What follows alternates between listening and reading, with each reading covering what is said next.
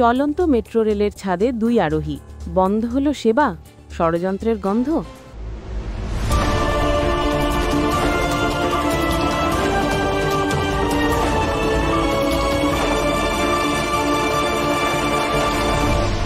Channel CB.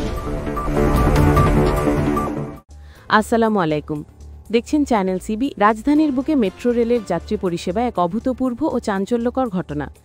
Metro রেলের ছাদে চড়ে বসল দুই ব্যক্তি। এই ঘটনার জেরে সঙ্গে সঙ্গে বন্ধ করে দিতে হল দেশের অন্যতম গুরুত্বপূর্ণ এই গণপরিবহনটির সেবা। ঘটনাটি ঘটেছে রবিবার রাত ঠিক ৮টার দিকে রাজধানীর সচিবালয় মেট্রো স্টেশন এলাকায়। Dhaka mass transit company limited DMTCL এর ব্যবস্থাপনা পরিচালক ফারুক আহমেদের বক্তব্য অনুযায়ী, ট্রেনটি যখন সচিবালয় স্টেশনে দাঁড়ায় তখনই দুজন ব্যক্তি হঠাৎ করে ট্রেনের ছাদে উঠে পড়েন। বিষয়টি নজরে আসা মাত্রই মেট্রো রেল কর্তৃপক্ষ তাৎক্ষণিকভাবে অপারেশন বন্ধ করে দেয়।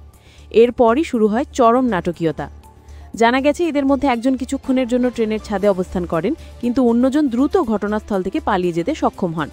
এবং সবথেকে গুরুতর বিষয়, কর্তৃপক্ষ এটিকে শুধুমাত্র একটি দুর্ঘটনা হিসেবে দেখছে না, তারা খতিয়ে দেখছেন এটিকে কোনো ষড়যন্ত্র বা পরিকল্পিত নাশকতা ঘটানোর চেষ্টা ছিল। DMTCL এর পক্ষ থেকে চ্যানেল সিবিকে জানানো হয়েছে, পুরো ঘটনাটি তদন্ত করে দেখা হচ্ছে। এই অস্বাভাবিক পরিস্থিতির কারণে উত্তরা থেকে মতিঝিল এবং মতিঝিল থেকে উত্তরা উভয় দিকের ট্রেন চলাচল সম্পূর্ণরূপে স্থগিত রাখা হয়েছে। আপাতত সমস্ত মেট্রো কোচ ও ট্রেনগুলিকে খুঁটিয়ে খুঁটিয়ে পরিদর্শন করা হচ্ছে।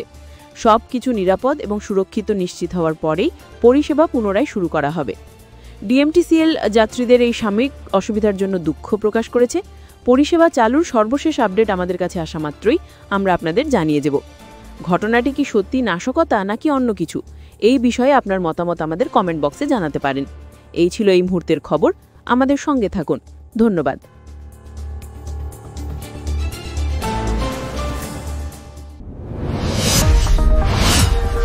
Subscribe now for daily news and updates.